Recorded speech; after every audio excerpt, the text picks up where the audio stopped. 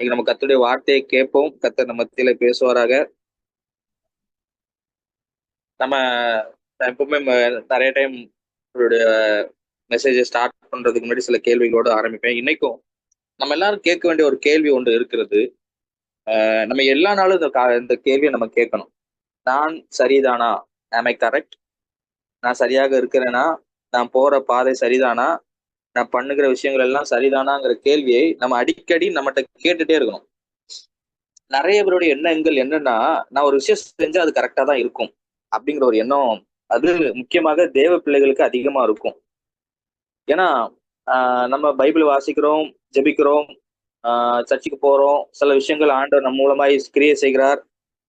சிலருக்கு நம்ம ஜெபம் பண்ணி கிரியைகள் நடக்கிறது, அற்புதம் நடக்குதுன்னு சொல்லும்போது, சில தேவ பிள்ளைகளுக்கும் சில மனிதர்களுக்கும் என்னன்னா, நம்ம செஞ்சு அது கரெக்டா தான் இருக்கும். நான் ஒரு விஷயம் செஞ்சு அது கரெக்டா தான் இருக்கும் அப்படிங்கிற ஒரு எண்ணம் எப்பொழுதுமே நம்மகிட்ட இருக்கும். அது முக்கியமா கிறிஸ்தவங்களுக்கு நிறைய இருக்கும். நான் செஞ்சா கரெக்டா தான் இருக்கும் அப்படின்னு. ஆனா ஞானவான்கள் பவுல் சொல்லுகிறார், நான் முற்றிலும் தேறினவனானேன் அப்படின்னு சொல்ல முடியாது. யாருமே முற்றிலும் தேறினவர்களே கிடையாது. நம்ம ஒவ்வொரு நாளும் இயேசு கிறிஸ்துட்ட ஒரு மனிதன் வந்து கேட்கிறார், நல்லா போதுகிறே அப்படின்னு சொல்லும்போது, இயேசு உடனே ஓகேப்பா அப்படின்னு ஏத்துக்கல. நீ என்னை நல்லவன் என்று சொல்வானேன், தேவன் ஒருவரை தவிர நல்லவன் இந்த உலகத்துல யாருமே இல்லை அப்படிங்கிற. ஏன் அந்த வார்த்தையை சொல்றாருன்னா, இந்த உலகத்துல நீ எந்த மனுஷனையும் நீ நல்லவன் நம்பிராதப்பா. எவ்வளவு நல்ல மனுஷனா இருந்தாலும், உலகத்துக்கு உன் கண்ணுக்கு முன்னாடி அவங்க எவ்வளவு நல்லவங்களா, எவ்வளவு பெரிய பரிசுத்தவங்களா இருந்தா கூட, அவங்க அந்த வார்த்தைக்கு பாத்திரவான்கள் கிடையாது. எனவே நீ தயவு செஞ்சு யாரையும் நீ நல்லவர்கள் அப்படின்னு நம்பிராத அப்படிங்கிறது இயேசு சொல்கிறார். இப்போ இன்னைக்கு மற்றவங்களை விட்டுருவோம். இன்னைக்கு நம்மை நாமே ஒரு வசனம் சொல்கிறது. நம்ம எல்லா திருவிருந்து டைம்லயும் அந்த வசனத்தை சொல்லுவோம். 1 கொரிந்தியர் 8வது சாரி 1 கொரிந்தியர் 11வது அதிகாரத்துல 31வது வசனம் சொல்கிறது, நம்மை நாமே நிதானித்து அறிந்தால் நாம் நியாயம் தீர்க்கப்படும். இப்ப என்னன்னா, ஒவ்வொரு நாளும் நம்மை நாமே நிதானித்து அறிந்து கொண்டே இருக்கணும். ஒவ்வொரு நாளும் அதுதான் முக்கியம். நம்ம சில நேரங்கள்ல சில ஜெப கூட்டங்கள்ல நம்மை நிதானித்து பார்ப்போம். இல்லைன்னா திருவிருந்து எடுக்கும்போது நம்ம போய் நிறைய பேர் மாசத்துக்கு ஒரு தடவை ராபோஜனம் எடுக்கிறோம்னா, அன்னைக்கு உட்கார்ந்து நம்மகிட்ட இருக்கிற பாவத்தெல்லாம் நம்ம அறிக்கை செய்வோம். அன்னைக்குதான் உட்கார்ந்து யார்ட்டெல்லாம் சண்டை போட்டோம், யார்ட்டெல்லாம் நம்ம மூஞ்ச காட்டணும் அப்படின்னு சொல்லிட்டு அன்னைக்கு ஒரு நாள் நம்ம வந்து எல்லாத்தையும் நிதானித்து அறிவோம். ஆனா அந்த நிதானித்து நம்மை நாமே நிதானித்து அறிதல் என்பது தினமும் இருக்க வேண்டும். தினமும் இருக்க வேண்டும். ஒரு விஷயம், ஒரு நம்ம அதிகமாய் நம்மை நிதானித்து அறிவதற்கு நமக்கு ஹெல்ப் பண்றது ஹெல்ப் பண்ற விஷயங்கள் ஒண்ணு, கர்த்தருடைய வசனமும் அவருடைய பிரசன்னமும் தான். ஒரு மனுஷன் அதிகமாய் கர்த்தருடைய வசனத்தை வாசிக்கும் போதும் அவருடைய பிரசன்னத்துல அமர்ந்திருக்கும் போதும் மட்டும்தான் தன்னைத்தானே நிதானித்து அறிய முடியும். நம்மகிட்ட உள்ள பிரச்சனை என்ன தெரியுமா? நம்ம மத்தவங்களை நிதானித்து அறிஞ்சிருவோம். மத்தவங்களுடைய தவறெல்லாம் ஈஸியா கண்டுபிடிச்சிருவோம். இவங்களுடைய மனசு என்ன யோசிக்கிறாங்க, இவங்க எப்படிப்பட்டவங்க, அவங்க யாரு அப்படிங்கிறதை மற்றவர்களை குறித்து நம்ம நல்லா நிதானிப்போம். மற்றவங்களை நல்லா ஜட்ஜ் பண்ணுவோம். மற்றவங்க யாரு அப்படிங்கிறத நம்ம கண்டுபிடிச்சிருவோம். ஆனா நமக்குன்னு வரும்போது நம்முடைய காரியங்களை நம்மளால கண்டுபிடிக்க முடியாது. இருக்கிறதுல ரொம்ப கஷ்டமான விஷயம் அதுதான். அடுத்தவங்களை ஈஸியா டச் பண்ணிடுவோம். அடுத்தவங்களுடைய பலவீனங்களை கண்டுபிடிச்சிருவோம். அடுத்தவங்க பண்ற தப்ப நம்ம சுட்டி காட்டுவோம்.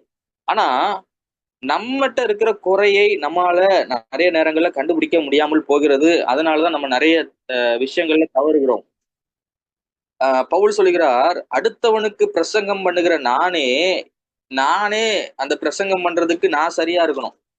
ஒரு விஷயத்த நான் பிரசங்கம் பண்றேன்னா அந்த விஷயத்துல நான் சரியாக இருக்கணும் அப்படின்னு சொல்லி பவுல் சொல்லுகிறார்.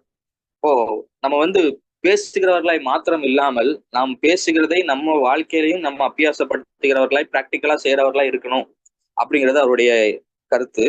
இந்த நேரத்திலும் நான் என்ன சொல்ல வரேன்னா, ஒவ்வொரு நாளும் நம்மை நாமே நிதானித்து அறிய வேண்டும். அதற்கு நமக்கு அவசியமா இருப்பது கர்த்தருடைய வசனமும் அவருடைய பிரசனமும். இன்னைக்கு வசனத்தை எதற்காக வாசிக்கிறோம்? நிறைய பேர் பைபிளை எதுக்காக திறக்கிறாங்கன்னா, சில நேரங்கள்ல சில நம்ம மெசேஜ் கொடுக்கறதுக்காக தான் நிறைய பேர் பைபிளே ஓபன் பண்ணுவாங்க. ஒருவேளை நீங்க ஊழியம் பண்றவங்களா இருந்தீங்கன்னா, ஊழியம் பண்றவங்க எல்லாம், ஐயோ இன்னைக்கு ஏதாவது மெசேஜ் கொடுக்கணுமே, அப்போ இன்னைக்கு பைபிள் ஏதாவது தியானிக்கணும் அப்படின்னு சொல்லிட்டு. வேத வசனம் எதற்காக நமக்கு கொடுக்கப்பட்டிருக்கு? இன்னைக்கு நாங்க லீடர்ஸா கொஞ்ச நேரம் சேர்ந்து பேசணும், சில விஷயங்களை நாங்கள் நம்ம அடுத்து பைபிள் வாசிக்கிறதுக்கு என்ன பண்ணலாம்னு சொல்லும்போது ஆளாளுக்கு ஒரு விஷயம் சொன்னாங்க.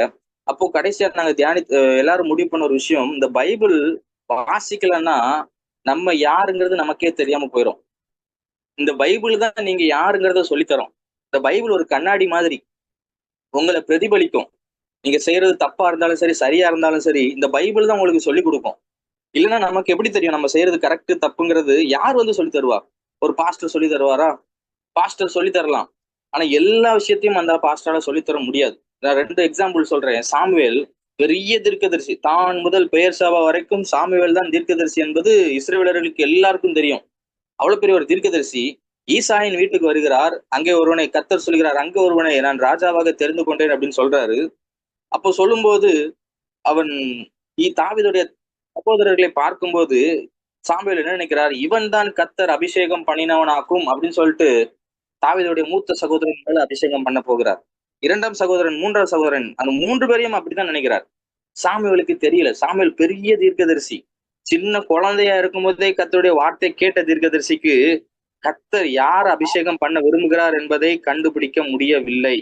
அப்போ என்னன்னா, சில நேரங்கள்ல எவ்வளவு பெரிய தீர்க்கதரிசியா இருந்தாலும் ஊழியக்காரர்களா இருந்தா கூட அந்த வசனம் சொல்லுகிறோம், மனுஷன் நீ அவனுடைய முகத்தை பார்க்கிறப்பா, தேவன் முகத்தை பார்க்கிறவர் கிடையாது, அவர் இருதயத்தை பார்க்கிறார். இன்னைக்கும் எவ்வளவு பெரிய பாஸ்டரா இருக்கட்டும், எவ்வளவு பெரிய அப்போஸ்தலர்களா இருக்கட்டும், அவங்களால எல்லா நேரமும் நம்முடைய இருதயத்தை ஆராய முடியாது. நமக்கு என்ன தேவைங்கிறதை எல்லா நேரமும் அவங்களால சொல்ல முடியாது. அது எவ்வளவு பெரிய தீர்க்கதரிசியா இருந்தாலும் சரி. எலிசா தீர்க்கதரிசி சூனேமியால் வரும்போது கேட்கிறாரு, வருகிறது நல்ல செய்தி தானா? அவங்க குழந்தை எப்படி இருக்கு? எல்லாம் கேட்டுட்டு சந்தோஷமா கேட்கிறாரு. ஆனா அந்த எலிசா தீர்க்கதரிசிக்கு அந்த குழந்தை இறந்து போனதே அவருக்கு தெரியல. அவ்வளவு பெரிய தீர்க்கதரிசி. அந்த குழந்தை பிறக்கும்னு தீர்க்க தரிசனம் சொன்னவர் அந்த எலிசா தீர்க்கதரிசி தான். குழந்தையே இல்லாத அந்த சகோதரிக்கு உனக்கு ஒரு குழந்தை பிறக்கும் தீர்க்க தரிசனம் சொல்லி அதே மாதிரி அந்த தீர்க்க தரிசனத்தின்படி குழந்தை பிறந்தது. அவர் சொன்ன தீர்க்க தரிசனம் எல்லாம் கரெக்ட். ஆனா அந்த குழந்தை மரித்த போது அந்த எலிசா தீர்க்கதரிசியால கண்டுபிடிக்க முடியல. ஏன் இதை சொல்றேன்னா, எல்லா நேரமும் ஊழியக்காரர்களாலும் தீர்க்கதரிசிகளாலும் நம்முடைய இருதயத்தையும் நம்ம யார் என்பதையும் அவங்களால கண்டுபிடிக்க முடியாது. சிலர் சொல்லுவாங்க, அவங்க எல்லாம் ஃபேஸை பார்த்தாலே அவங்க யாரு என்னங்கிறத கண்டுபிடிச்சு சொல்லிடுவாங்க அப்படின்னு. தேவன் எல்லாருக்கும் எல்லாவற்றையும் வெளிப்படுத்த மாட்டார். அப்பனா எல்லாருக்கும் எல்லாம் தெரிந்து அவங்களுக்கு தேவனுக்கு சமமாய் மாறி விடுவார்கள். தேவனுக்கு மட்டும்தாங்க தெரியும் நீங்க யாரு, எப்படிப்பட்டவர்கள், நீங்க என்ன தப்பு பண்ணிட்டு இருக்கீங்க, உங்களுடைய அந்தரங்கம் எல்லாம் தேவனுக்கு மட்டும்தான் தெரியும். அது எந்த ஊழியக்காரருக்கும் எந்த தீர்க்கதரிசிக்கும் தெரியாது. எனவே நீங்க ஒரு தீர்க்கதரிசிக்கு முன்னாடி போய் நின்னா கூட அந்த தீர்க்கதரிசி நீங்க தப்பு பண்ணும்போது கர்த்தர் உங்க கூட தாங்க இருக்காரு, நீங்க பெரிய காரியங்களை செய்வீங்கன்னு சொன்னாங்கன்னா நீங்க அதை நம்பிட்டு வந்துருவீங்க. சில நேரத்துல சில பொய் தீர்க்கதரிசி உங்களை பிரியப்படுத்துறதுக்கு என்று நீங்க செய்யறதெல்லாம் கரெக்ட் தான் அப்படின்னு சொல்லிடுவாங்க.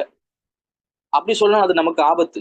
எனவே ஒரு ஊழியக்காரருடைய வார்த்தையும் கூட நம்ம ஒரு தீர்க்கதரிசியோ தேவ மனுஷனையோ அவங்க சொல்லிட்டு அவங்க வார்த்தையை கூட நம்ம அப்படி 100% நம்பிட முடியாது.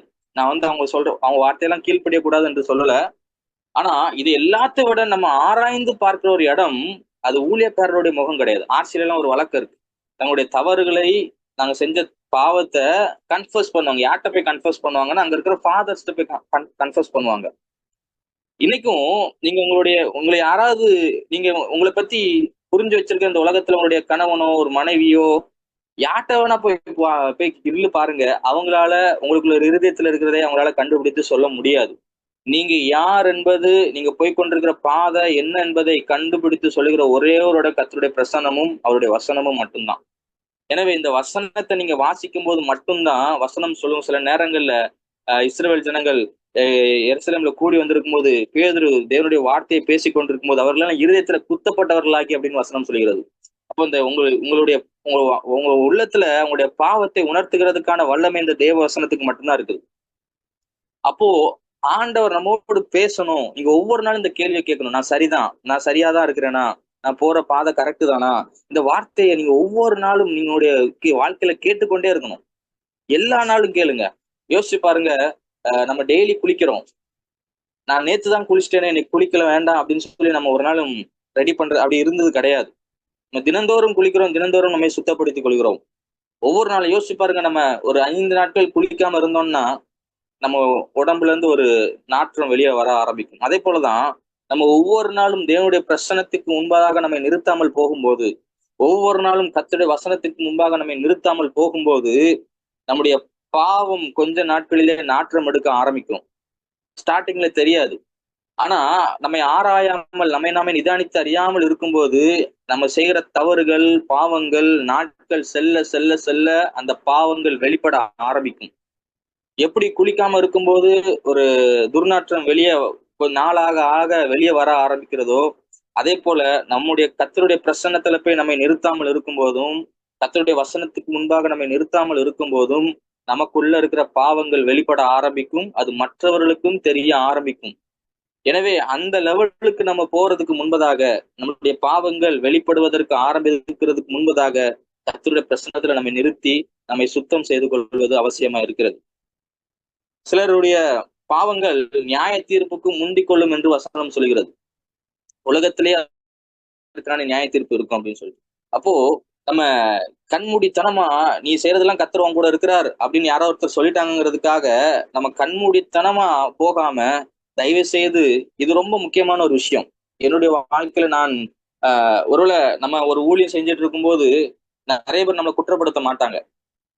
நம்ம ஒரு நல்ல ஒரு உயர்ந்த இடத்துல இருக்கும்போது நிறைய பேர் நம்மளை குற்றப்படுத்த மாட்டாங்க. நம்ம செய்யறதெல்லாம் நீங்க செஞ்சா கரெக்ட் தாங்க, நீங்க செஞ்சா கரெக்ட் தாங்கன்னு சொல்லுவாங்க. அது ரொம்ப ஆபத்து. நம்ம என்ன செய்யணும் தெரியுமா? மனுஷன் உண்மையை சொல்ல மாட்டான். நம்மள இந்த வஞ்ச புகழ்ச்சியில செய்வாங்க, நீங்க பண்றதெல்லாம் கர்த்தர் கூட இருக்கிறான்னு சொல்லிடுவாங்க. ஆனா கர்த்தருடைய பிரசன்னத்துக்கு முன்பாக நம்ம போய் நிறுத்தி பார்த்தாதாங்க நம்ம மனசுல உள்ள அலங்கோலங்கள் நமக்கு தெரியும். நம்ம உலக நியாயப்படி ஒரு மனுஷன் குற்றம் செஞ்சா அவனை கோர்ட்டுக்கு முன்னாடி கொண்டு போய் நிறுத்துவாங்க. அந்த மனுஷன் மட்டும் வாயை திறந்து தான் செய்த குற்றத்தை ஒப்புக்கொண்டால் அவனுக்கு விடுதலையே கிடையாது. அவனுடைய லாயரே நினைச்சாலும் அவனை காப்பாற்ற முடியாது. எனவே மனுஷங்க என்ன செய்வாங்கன்னா, என்ன ஆனாலும் தங்களுடைய குற்றத்தை கோர்ட்ல ஜட்ஜுக்கு முன்னாடி ஒப்புக்கொள்ளவே மாட்டாங்க. ஏன்னா மற்றவங்க இவங்களை பத்தி குறை சொன்னாலும், குறை சொல்றதை விட இவங்க என்னைக்கு தான் வாயை திறந்து தான் செய்த குற்றத்தை ஒற்றுக்கொள்கிறார்களோ அதுக்கு பிறகு யார் வாதாடினாலும் அவங்களை காப்பாற்ற முடியாது. எனவே அவங்க குற்றத்தை ஒப்புக்கொள்ளவே மாட்டாங்க. ஆனா நம்ம பரலோக நீதிமன்றத்துல அதுக்கு அப்படியே ஆப்போசிட். என்னைக்கு நம்ம வாயை திறந்து நம்முடைய குற்றத்தை ஒப்புக்கொள்ள ஆரம்பிக்கிறோமோ அன்னைக்குதான் நமக்கு விடுதலை. உலக வழக்கத்தின்படி என்னைக்கு வாயை திறந்து குற்றத்தை ஒப்புக்கொள்கிறீங்களோ அன்னைக்கு உங்களுக்கு தண்டனை கிடைக்கும். ஆனா கிருபையின்படி, பரலோக நீதிமன்றத்தின்படி என்னைக்கு நம்ம வாயை திறந்து நம்முடைய குற்றத்தை ஒப்புக்கொள்கிறோமோ அன்னைக்கு நமக்கு விடுதலை கிடைக்கும். நம்ம உலக வழக்கத்தின்படி நிறைய டைம் நம்முடைய பாவங்களை நம்மளாமே மூடி வச்சிருக்கிறோம். நமக்கு சில நேரம் தெரியும் நம்ம பண்றது தப்புன்னு. இல்ல கொஞ்ச நேரம் யோசிச்சு பார்த்தோம்னா நம்ம அந்த விஷயத்த செய்யக்கூடாதுங்கிற உணர்வு நமக்கு வரும். ஆனா அந்த உணர்வுக்குள்ள நம்ம போகாமல் அந்த குற்றத்தை மூடி மூடி மூடி யாரும் எதையும் சொல்லலையே, யாரும் எதுவும் கேட்கலையே அப்படின்னு சொல்லிட்டு அந்த குற்றத்தை மூடி, பாவத்தை மூடி வைத்துக் கொண்டே இருக்கிறோம். நான் சொல்லுகிறேன், என்னைக்காவது ஒரு நாள் அந்த பாவம் வெளிப்படும். என்னைக்காவது ஒரு நாள் நம்முடைய மீறுதல்கள் வெளிவந்து நிற்கும். அதற்கு முன்பதாக நம்ம கர்த்தருடைய பிரசன்னத்துல போய் நிற்பது அவசியம். நான் பாவம்னு சொல்வது பெரிய பெரிய காரியங்களா நான் சொல்ல. நம்ம யாரும் இங்க விபச்சாரம் பண்ண போறது கிடையாது. நம்ம யாரும் இங்க கொலை செய்ய போறது கிடையாது. ஒரு மனுஷன் தினந்தோறும் தன்னை தேவனுக்கு முன்பாக நிறுத்தும் போது, நமக்கு எல்லாருக்கும் தெரியும், பழைய ஏற்பாட்டுல விபச்சாரம் பாவம் இருக்கும். புதிய ஏற்பாட்டுல ஒரு ஸ்திரியை இச்சையோடு பார்க்கிறதே பாவம் அப்படின்னு இருக்கும். நம்ம ஆண்டவரை தினந்தோறும் நம்ம ஆண்டவரோடு இருக்கும்போது, தினந்தோறும் அவர் முன்னாடி அவருடைய சந்நிதியில நிற்கும் போது நமக்கு சின்ன சின்ன விஷயங்கள் கூட சில நேரத்துல சில மனிதர்களை நம்ம அவாய்ட் பண்ணியிருப்போம். அது கூட நமக்கு பெரிய குற்ற உணர்ச்சியா இருக்கும். ஒரு காலத்துல கொலை செஞ்சா கூட ஒரு குற்ற உணர்ச்சி வராது. ஆனா ஆண்டவர்கிட்ட நெருங்க நெருங்க தினமும் அவர் முன்னாடி நம்ம நிறுத்தி பார்க்கும்போது சில மனிதர்களை நம்ம அவாய்ட் பண்றது கூட நமக்கு குற்ற உணர்ச்சியா இருக்கும். அதை நம்ம செஞ்சிருக்க கூடாத. சில மனிதர்கள்கிட்ட சின்ன ஒரு வார்த்தையை சொன்னது கூட நமக்கு பெரிய பாவமா தெரியும். அப்போ அதை நம்ம செய்யக்கூடாதுங்கிற ஒரு உணர்வு நமக்கு வரும். இதுதான் ஆண்டவர் மட்டும் எதிர்பார்த்து கொண்டிருக்கிறார். நம்ம சென்சிட்டிவா மாறணும். பரிசுத்தாவிக்கு இன்னும் சென்சிட்டிவா மாறணும். நம்ம ஒரு காலத்துல பெரிய தப்பு செய்வோம், அது நமக்கு உணர்வே இருக்காது. ஆனா இன்னைக்கு நம்ம ஒரு சின்ன ஒரு கடுஞ்சொற்களை சொன்னா கூட நமக்கு ஐயோ நான் பெரிய பாவம் செஞ்சுட்டேன் அப்படிங்கிற ஒரு உணர்வு வரும். அந்த மாதிரியான ஒரு நிலை நம்ம வரும். இப்ப என்ன ஆகுனா நம்ம இன்னும் பூரணராய் மாறிக்கொண்டே இருப்போம். இன்னும் கர்த்தர் விரும்புகிற ஒரு மனிதனாக நம்ம மாறிக்கொண்டே இருப்போம். இது நமக்கு கஷ்டம் போல தெரியும். ஏன் நான் இப்படி கஷ்டப்படணும்? நான் ஒரு நிம்மதியா ஒரு வாழ்க்கை வாழ்ந்துட்டு போறலாமே. நான் தினந்தோறும் ஆண்டவருடைய சமூகத்துல போய் நிக்கணுமா? தினந்தோறும் என்ன நானே குற்றப்படுத்திட்டே இருக்கணுமா? தினந்தோறும் நான் என்ன ஆராய்ஞ்சு பார்க்கணும்னா எனக்கு எவ்வளவு கஷ்டமா இருக்கு. என்னால நிம்மதியா வாழ முடியாது. ஒரு சின்ன விஷயத்த கூட நான் யோசிச்சு யோசிச்சு செய்ய வேண்டியிருக்குமே அப்படின்னு நம்ம யோசிப்போம். அப்படி இல்லைங்க. இன்னைக்கு கர்த்தருடைய பிரசன்னத்துல நம்ம அமர்ந்து இருக்கும் போது ஆண்டவர் நமக்குள்ள இருக்கிற காரியங்களை எல்லாம் வெளிப்படுத்த ஆரம்பிப்பார். நான் யார்? நான் எப்படிப்பட்டவன்? இன்னைக்கு மனுஷன் முன்னாடி போய் நம்முடைய அலங்கோலங்கள் தெரிஞ்சதுன்னா மனுஷன் நம்மளை மதிக்கவே மாட்டான். நம்ம மனசுல இருக்கிற அலங்கோலங்கள், நம்ம யோசிச்சு வச்சிருக்கிற காரியங்கள், நம்ம அந்தரங்கங்களை செஞ்ச காரியங்களை மனுஷன் முன்னாடி மனுஷனுக்கு மட்டும் தெரிஞ்சிருச்சுன்னா நமக்கு இன்னைக்கு கிடைக்கிற மரியாதை கிடைக்கவே கிடைக்காது. ஆனா ஆண்டவர் நிறைய நேரங்களில் நம்மை மறைத்து வைத்திருக்கிறார். தாவீது பாருங்க, ஒரு உண்மையான தேவ மனுஷன். அது தெரியும், நம்ம எல்லாருக்கும் தாவீதுடைய சம்பவங்கள் தெரியும். 2 இடத்துல தாவீதை குறித்து நம்ம பார்க்கலாம். ஃபர்ஸ்ட் பத்சேபாள்கிட்ட தவறு செய்யும் போது அவரை அவர் உட்கார்ந்து இருக்கிறார். நாத்தான் தீர்க்கதரிசி வந்து அவருடைய தவறை உணர்த்துகிறார். கர்த்தருடைய வார்த்தையை தாவீதுக்கு முன்பதாக சொல்லுகிறார். தாவீது ஒரு பெரிய ஒரு ராஜா தான். நாத்தான் தீர்க்கதரிசியை நினைச்சா நீதான் வந்து என்கிட்ட வந்து சொல்றியா அப்படின்னு சொல்லி கேட்டிருக்கலாம். ஆனா தாவீது அதை நாத்தான் தீர்க்கதரிசியா பார்க்கல. தாவீது எந்த மாதிரி பார்த்தாலும் அது கர்த்தருடைய வார்த்தை என்பது தாவீது அறிந்து கொண்ட உடனே முழங்கால் படிட்டு அன்னைக்கே தன்னுடைய பாவத்தை ஒற்றுக்கொள்கிறார். அப்போ இன்னைக்கு சவுலுக்கு அந்த மன்னிப்பு கிடைக்கல. சவுல் தன்னுடைய ஸ்தானத்தை இழந்து போனார். தாவீது தன்னுடைய ஸ்தானத்தை தக்க வைத்துக் கொண்டதுக்கு காரணம் இதுதான்.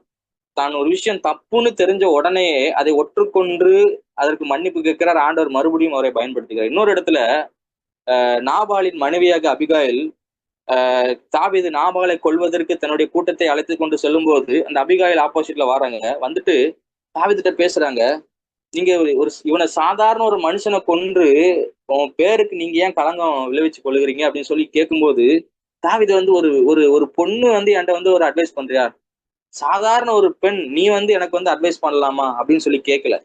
தாவீது உணர்ந்து கொண்டார். உடனே தான் செய்கிறது தவறு, இதை செய்யக்கூடாது அப்படிங்கறதை உணர்ந்து கொண்டு, சரி ஒரு பெண்ணா இருந்தா கூட சரி சம்மந்தம் இல்லாத ஒரு ஆள் வந்து நமக்கு அட்வைஸ் பண்றாங்களே அப்படின்னு சொல்லிட்டு அதெல்லாம் யோசிக்காம உடனே அந்த இடத்துல திரும்பி செல்லுகிறார். தன்னுடைய தப்பை ஒத்துக்கொள்கிறார்.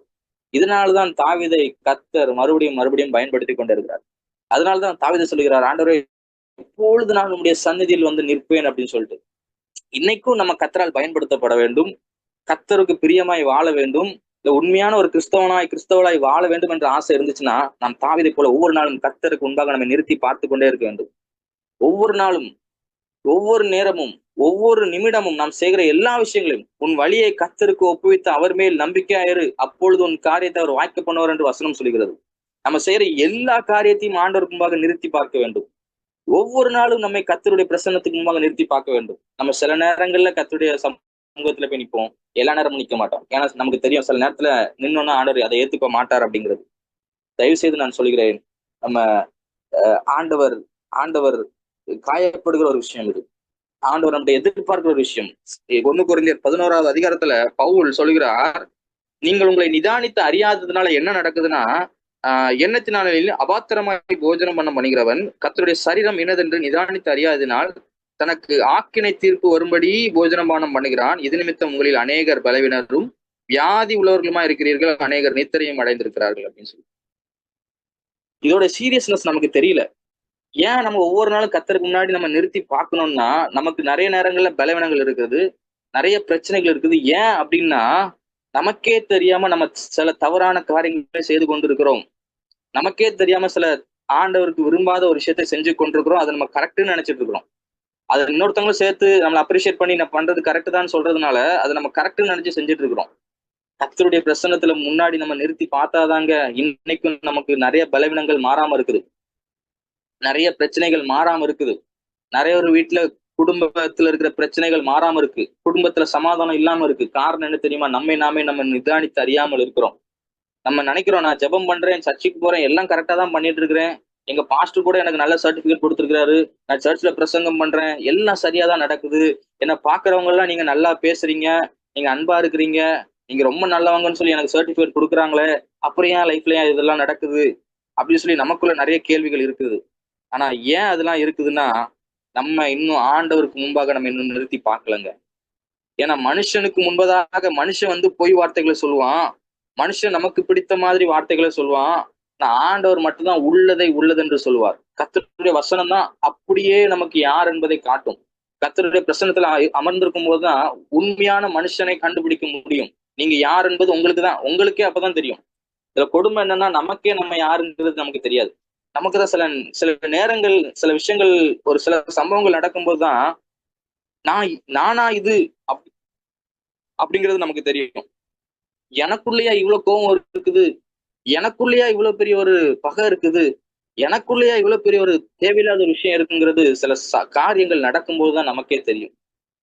எனவேதான் நம்ம ஒவ்வொரு நாளும் கர்த்தருக்கு முன்பாக நம்மை நிறுத்தி பார்க்க வேண்டியது அவசியமா இருக்கிறது. எனவே நம்ம எல்லாம் நமக்கு தெரியும், நம்முடைய வாழ்க்கை பத்தி நமக்கு தெரியும், நம்ம எந்த மாதிரியான சூழ்நிலையில வாழ்ந்து கொண்டிருக்கிறோம் என்பது நமக்கு தெரியும்.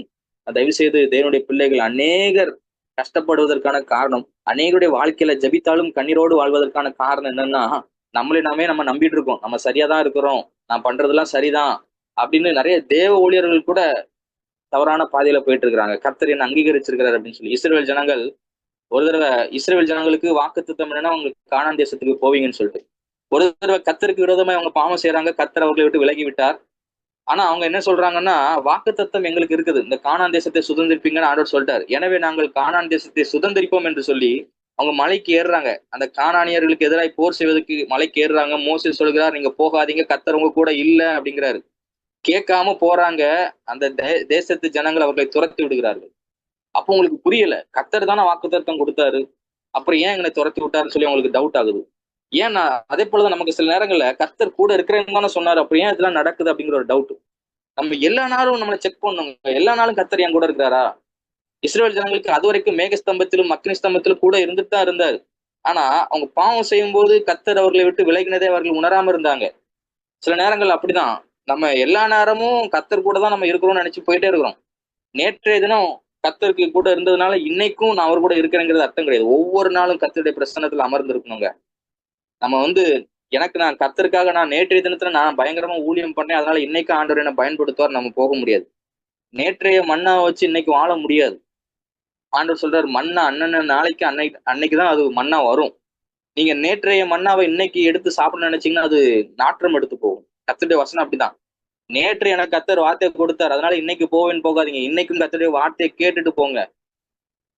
இன்னைக்கும் ஃப்ரெஷ்ஷா இருங்க. இன்னைக்கும் கர்த்தருடைய பிரசன்னத்துல போய் அமர்ந்திருந்து அதுக்கப்புறம் வேலையை செய்யுங்க. ஏன்னா ஒரு வாரத்துக்கு முன்னாடி நல்லா ஜெபம் பண்ணேன், அதனால இன்னைக்கு ஆண்டவர் என்ன நடத்துவார் அப்படி இருக்காதீங்க. ஒவ்வொரு நாளும் அனுதினமும் கர்த்தருடைய பிரசன்னத்துல அவருடைய வசனத்துல நிலைச்சிருந்தா மட்டும்தான் இந்த வாழ்க்கையை நம்மளால அவர் நினைத்த மாதிரி வாழ முடியும். பழைய கிருபைகளையும் பழைய மன்னாவையும் பழைய விஷயங்களையும் பழைய ஜெபத்தையும் நம்பி வாழ முடியாது. இன்னைக்கு நீங்க நல்லா இருக்கிறீங்களா? இன்னைக்கு கர்த்தருக்குள்ள உங்களை ஆத்துமா நல்லா இருக்குதா? இன்னைக்கு நீங்க ஜெபிச்சீங்களா? இன்னைக்கு கர்த்தருடைய வசனத்துக்கு முன்பாக உங்களை நிறுத்தி பாத்தீங்களாங்கிறதுதான் முக்கியம். நம்ம அதுலதான் தவறி போகிறோம். நிறைய வேதனைக்குரிய விஷயம் அதுதான். நிறைய கிறிஸ்தவர்களை குறித்து நான் வேதனைப்படுகிற விஷயமும் அதுதான். அவங்க தங்களை தாங்களே கரெக்ட்னு நினைச்சிட்டு இருக்கிறாங்க. நான் செய்யறதெல்லாம் கர்த்தர் என் கூட இருக்கிறாருன்னு நினைச்சிட்டு இருக்கிறாங்க. இல்லங்க, அது முடிவுலதான் தெரியும். நாளானது அதை விளங்க பண்ணும் என்று வசனம் சொல்கிறது. பவுல் சொல்லுகிறார், நான் அஸ்திபாரத்தை போட்டேன், கிறிஸ்துங்கிற அஸ்திபாரத்தை போட்டேன். அதுல ஒருத்தன் மண்ணுல கட்டுறான், வைக்கோலை வச்சு கட்டுறான், புல்ல வச்சு கட்டுறான், தங்கத்தை வச்சு கட்டுறான், கல்லை வச்சு கட்டுறான். ஆனா அது எல்லாம் அக்கினியின் முன்பாக சோதிக்கப்படும். நாளானது அதை விளங்க பண்ணும் அப்படின்னு சொல்றாரு. அப்போ இன்னைக்கு நம்ம செய்யற கிரியைகள்லாம் நம்ம கரெக்டோ தப்போ ஏதோ ஒண்ணு நினைச்சு செஞ்சுட்டே இருக்கிறோம். அது கடைசியில தான் தெரியும் நம்ம செஞ்சது கரெக்டா தப்பா அப்படிங்கிறது. அப்போ அது வரைக்கும் நீங்க வெயிட் பண்ணாம இன்னைக்கே உங்களை ஆராய்ஞ்சு பாருங்க, நான் செய்யறது கரெக்டா, நான் போடுற அஸ்திபாரம் கரெக்டா, நான் கட்டுற அந்த பில்டிங் கரெக்டா, நான் செய்யற ஊழியம் சரியா, நான் பேசுற பேச்சு சரியா, நான் பண்ற தொழில் சரியா, நான் பண்ற வேலை சரியா அப்படிங்கறது இன்னைக்கே ஆராய்ஞ்சு பார்ப்போம். கடைசி நாட்கள்ல கர்த்தருக்கு முன்பாக போய் நம்ம நிற்கும் போது நம்ம குற்றம் உள்ளவர்களை நிக்க கூடாதுங்க. ஒரு நாள் நியாய தீர்ப்பு நாள்ல கர்த்தருக்கு முன்பாக போய், ஆண்டவர் நான் தெரியாம செஞ்சுட்டேன், ஆண்டவர் யாரையும் ஆண்டு சொல்லவே இல்லை, நான் செய்யறது தப்புன்னு யாருமே சொல்லல, என்னை யாருமே கண்டிக்கலன்னு சொல்லி அந்த நேரத்துல போய் நம்ம சொல்ல முடியாது. ஆண்டவர் சொல்லுகிறார், விதைத்தார் ஆண்டவர், தானியத்துக்கு நடுவே கோதுமைக்கு நடுவே களைகளும் வளர்ந்திருந்தது. அப்போ கேக்குறாங்க, களையை வெட்டிடலாமான்னு சொல்லும் போது களையையும் சேர்ந்து வளர விடுங்கிறாரு. அது கடைசி நாட்கள்ல தான் களையையும் கோதுமையும் ஆண்டவர் பிரிக்கிறார். அப்ப என்னன்னா நமக்கு இன்னைக்கு செய்யறது களையும் கோதுமையும் ஒன்று போலதான் தெரியும். வசனம் சொல்லிக்கிறது 1 கொரிந்தியர்ல, ஆவிக்குரியவன் எல்லாவற்றையும் ஆராய்ந்து நிதானிக்கிறான் அப்படின்னு சொல்லிட்டு. அப்ப நம்ம ஆவிக்குரியவர்களா இருந்தா மட்டும்தான் கோதுமை எது களை எதுங்கிறத நம்மளால நிதானிக்க முடியும். நம்ம வாழ்க்கையில எது சரி எது தவறுங்கிறத இந்த வேத வசனத்தின் மூலமாக தான் நம்ம ஆவிக்குரியவர்களை நடந்து கொள்ளும் போது மாத்திரம்தான், கர்த்தருடைய பிரசன்னத்துல அமர்ந்திருக்கும் போது மட்டும்தான் கோதுமைக்கும் களைக்கும் வித்தியாசத்தை நம்மளால கண்டுபிடிக்க முடியுமே தவிர, நம்ம யாரோ ஒருத்தங்க ஒரு பெரிய ஒருத்தர் விவசாயி கோதுமை களையை பார்த்து இது கோதுமை தாங்க அப்படின்னு சொல்லிட்டாருன்னு நம்பி கடைசி வரைக்கும் வாழ்ந்துட்டு முடிச்சிடக்கூடாதுங்க. நமக்கு நாமே நம்ம ஆராய்ஞ்சு இதுதான் கோதுமை இதுதான் களைங்கிறத நம்மள நாமே ஆராய்ஞ்சு பாத்துறணும் இந்த நாட்களிலே. ஏன்னா உலகத்தின் முடிவுல போயிட்டு ஆண்டவர்கிட்ட போயிட்டு நம்ம அங்க போய் சாக்கு சொல்ல முடியாது. நம்முடைய வாழ்க்கையின் முடிவுல ஆண்டவரே நான் தெரியாம செஞ்சுட்டேன்னு சொல்ல முடியாதுங்க. இன்னைக்கே ரட்சணிய நாள், இன்னைக்கே நம்ம மனம் திரும்புகிறதுக்கான ஒரு நாள், இன்னைக்கே நம்மை நாமே நிதானித்து அறிகிறதுக்கான ஒரு நாள். சோ யாரா இருந்தாலும் சரி, அது எவ்வளவு பெரிய இந்த உலகத்திலேயே பெரிய தீர்க்கதரிசி இவர் தாங்க. இவரை விட ஆண்டவர்கிட்ட நெருங்குறவங்க யாருமே இல்லைன்னு சொல்ற ஒரு மனிதனா இருந்தாலும் சரி, அவரும் தன்னை தேவனுக்கு முன்பாக இன்னைக்கு நிறுத்தி பார்க்கதான் வேண்டும். அவரும் தன்னை தேவனுக்குமாக நிறுத்தி பார்க்கறத நான் சொன்னேன். அதான் சொன்னேன். சாமுவேல் கூட மிஸ்டேக் பண்ணாருங்க. சாமுவேல் கூட மிஸ்டேக் பண்ணாரு. எலிசா தீர்க்கதரிசி கூட ஆண்டவர் மறைச்சு வச்சிருந்தார். அப்படி இருக்கும்போது எல்லாருமே நம்ம எல்லாம் வீக் பர்சன்ஸ் தான். எவ்வளவு பெரிய தீர்க்கதரிசியா இருந்தாலும் நமக்கு இந்த வசனம் தாங்க, அவருடைய பிரசனம் தாங்க சரி எது தப்புங்கிறத சொல்லி கொடுக்க முடியும். அது தீர்க்கதரிசிகளுக்கு கூட கண்டுபிடிக்க முடியாதுங்க. எனவே தயவு செய்து இன்னைக்கு நம்மை நாமே நிதானித்து அறிவோம். நான் போயிட்டு இருக்க பாதை சரிதானா? சிலர் நான் இருக்கிறதுல மோசமான விஷயம் அப்ரிஷியேட் பண்றேன்னு சொல்லிட்டு நம்மள தவறான பாதையில நடத்துவாங்க. சரிங்க, பரவாயில்லைங்க, உங்களை என்கரேஜ் பண்றேன், நீங்க போங்க, கத்துறவங்க கூட தான் இருக்காருன்னு சொல்லிட்டு. இருக்கிறதுல ரொம்ப மோசமான ஒரு விஷயம் அது. நம்ம தவறான பாதையை நமக்கு சரியா நம்ம கரெக்டான பாதையை நமக்கு சரியா சொல்லி தரதுக்கான ஆட்கள் இல்ல. அவங்களால எல்லா நேரத்தும் அப்படி நமக்கு வழிகாட்டவும் முடியாது. எனவே இந்த வழிகாட்டியாக இந்த வேதத்தை நீங்க எடுத்துக்கோங்க. தயவு செய்து ஒவ்வொரு நாளும் மன்னா, நான் சொன்னேன், மன்னா ஒவ்வொரு நாளும் புதிதாக வேணும். நான் நேற்று தினம் பைபிள் ரீட் பண்ணேன், நான் நேற்றைக்கு ஜெபம் பண்ணேன், நேற்றைக்கு நான் ஆண்டவர்கிட்ட போய் நான் என்ன ஒப்பு கொடுத்தேன்னு சொல்லிட்டு இன்னைக்கு வாழ முடியாதுங்க. ஒவ்வொரு நாளும் மனம் புதிதாகிறதுனாலே மறுரூபமாக கடவோம் என்று வசனம் சொல்கிறது. ஒவ்வொரு நாளும் மனம் புதிதாக கொண்டே இருக்கணும். மனம் திரும்புதல் என்பது ஞானஸ்தானம் எடுக்கும் போதோ இல்ல நம்ம திருவிருந்து எடுக்கும் போது மட்டும் கிடையாது. மனம் திரும்புதல் ஒவ்வொரு நாளும், ஒவ்வொரு நேரமும், ஒவ்வொரு நிமிடமும் நம்ம யோசிச்சு கொண்டே இருக்கோம். ஆனா நான் பண்றது சரிதானா? நான் இவங்ககிட்ட பேசுனது சரிதானா? நான் இன்னைக்கு இந்த விஷயத்த செஞ்சது சரிதானா? அப்படின்னு ஒரு மனுஷன் என்னைக்கெல்லாம் தன்னை எல்லா விஷயத்தையும் ஆராய்ந்து பார்க்கிறானோ, எல்லா விஷயத்தையும் கர்த்தருக்கு ஒப்புவிக்கிறானோ, அந்த மனுஷன் அசைக்கப்படுவதில்லை. அந்த மனுஷன் நியாயந்தீர்க்கப்பட மாட்டான். வசனம் சொல்கிறது நமக்கு நியாயந்தீர்ப்பு கிடையாது. யாருக்கு நியாயந்தீர்ப்பு கிடையாதுன்னா, தன்னைத்தானே நிதானித்து அறிகிறவன் நியாயந்தீர்க்கப்பட மாட்டான். தன்னை நிதானிக்காம நான் என்ன செஞ்சாலும் ஆண்டவர் என் கூட இருப்பாருன்னு கண்மூடித்தனமா போயிட்டு இருக்கவங்களுக்கு நியாயந்தீர்ப்பு உண்டு. ஆனா தாழ்மையாக தாவீதை போல கர்த்தருடைய வார்த்தைக்கு முன்பாக தன்னை நிறுத்தி தான் செய்து தவறுது என்று யாரெல்லாம் ஒப்புக்கொண்டு ஒவ்வொரு நாளும் வாழ்கிறீர்களோ, கர்த்தர் உங்களை கடைசி நாள்ல நியாயந்தீர்க்க மாட்டார். உங்களுக்கு நியாயத்தீர்ப்பு இருக்காது. ஆனா எல்லாவற்றையும் தப்புன்னு சில நேரம் தெரிஞ்சு செய்வோம், சில நேரம் தெரியாம செய்வோம். எதனால சரி, நம்ம கையில வேதாகமம் கொடுக்கப்பட்டிருக்குது, நமக்கு ஊழியக்காரர்கள் கொடுக்கப்பட்டிருக்காங்க, நமக்கு எவ்வளவு விஷயங்கள் ஆண்டவர் ஆவிக்குரிய வாழ்க்கை என்று நிறைய விஷயத்த கொடுத்திருக்கிறாரு. இவ்வளவும் கையில கொடுத்த பிறவும் ஆண்டவர்கிட்ட போய் ஆண்டவரே எனக்கு தெரியாதுன்னு நம்ம சொல்றதுக்கு நம்மகிட்ட ஒண்ணுமே கிடையாது. ஆண்டவரே எனக்கு தெரியாதுன்னு நம்ம சொல்லவே முடியாது. ஏன்னா கையில வேதாகமம் கொடுக்கப்பட்டாச்சு. எனவே இந்த வேதாகமத்தை திறந்து வாசிங்க. ஒவ்வொரு நாளும் இந்த வேதாகமத்துல சொல்லப்பட்ட வார்த்தைக்கு முன்பாக உங்களை நிறுத்தி பாருங்க. தான் செய்யற காரியத்துல எல்லாம் கர்த்தர் கூட இருக்கிறாருங்கிறதை யோசிச்சு பாருங்க. கர்த்தர் உங்களை நியாயந்திருக்காமல் உங்களை அவரோடு சேர்த்து கொள்வார். இன்னைக்கும் நம்மை நாமே நிதானித்திருந்தால் நாம் நியாயந்திருக்கப்படும். நான் ஜெபிக்க ஆசைப்படுகிறேன். நீங்களே என் கூட சேர்ந்து ஒரு விஷயம் ஜெபிங்க பார்க்கலாம். அல்லேலூயா. நன்றி ஆண்டவரே. ஆண்டவர், நாங்க எந்த விஷயத்துல குறைவுள்ளவர்களா இருக்கிறோமோ அந்த விஷயத்த எங்களுக்கு காட்டுங்க. பவுல் சொல்லுகிறார், நான் என்னை உயர்த்தாதபடிக்கு என் சரீரத்துல ஒரு முள் கொடுக்கப்பட்டிருக்குது. பாருங்க, எவ்வளவு பெரிய பவுல். அவருக்கே ஒரு ஒரு பெருமை வந்துடக்கூடாதுங்கிறதுக்காக தேவன் ஒரு முள்ளை கொடுத்திருக்கிறாரு.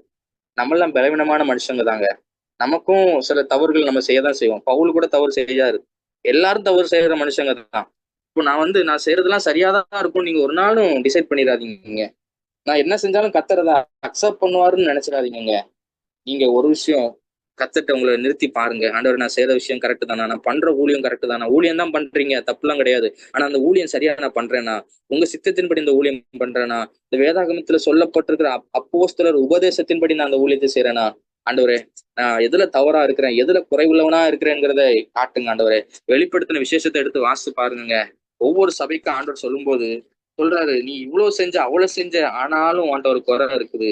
அந்த குறைய மாத்தலன்னா நான் உன்கிட்ட இருந்து அதை எடுத்துருவேன் அப்படிங்கிறாரு. உன் கிரியைகளாம் அறிஞ்சிருக்கிறேன். நீ எனக்காக எவ்வளவோ பொறுமையா இருந்திருக்க, நீ பிரயாசப்பட்டிருக்க, எல்லாத்தையும் சகிச்சிருக்கிற, எல்லாம் செஞ்சிருக்க, ஆனாலும் உன்கிட்ட ஒரு குறை இருக்குப்பா அப்படிங்கிறாரு. பாருங்க, என்ன செஞ்சாலும் ஆண்டவருக்கு மட்டும்தாங்க நம்மகிட்ட இருக்கிற குறை தெரியும். மனுஷங்க சொல்லுவாங்க, பரவாயில்ல, நீ ஆண்டவருக்காக இவ்வளவு பொறுமையா இருந்த, ஆண்டவருக்காக இவ்வளவு சகிச்சேன்னு மனுஷன் சொல்லிட்டு அப்ரிஷியேட் பண்ணிட்டு பாராட்டு விழா எல்லாம் நடத்திட்டு போயிருவாங்க.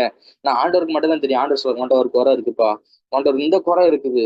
அப்போ வெளிப்படுத்தல 2வது அதிகாரத்தை நீங்க தயவு செஞ்சு ரீட் பண்ணி பாருங்க.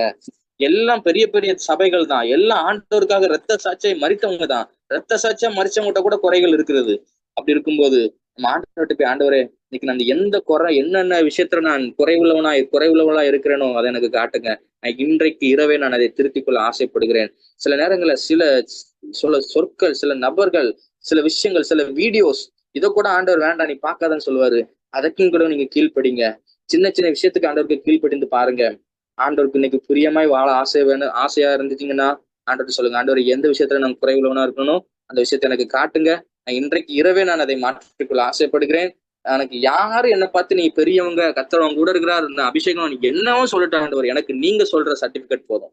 உண்மையும் உத்தமமான ஊழியனே என்று சொல்ற அந்த ஒரு வார்த்தை தான் எனக்கு வேணும். இந்த உலகம் எனக்கு என்ன சர்டிபிகேட் கொடுத்தாலும் அது எனக்கு பெருசாவே தெரியாதப்பா. உங்க சர்டிபிகேட்டுக்காக நாங்கள் வாழ்கிறோம்.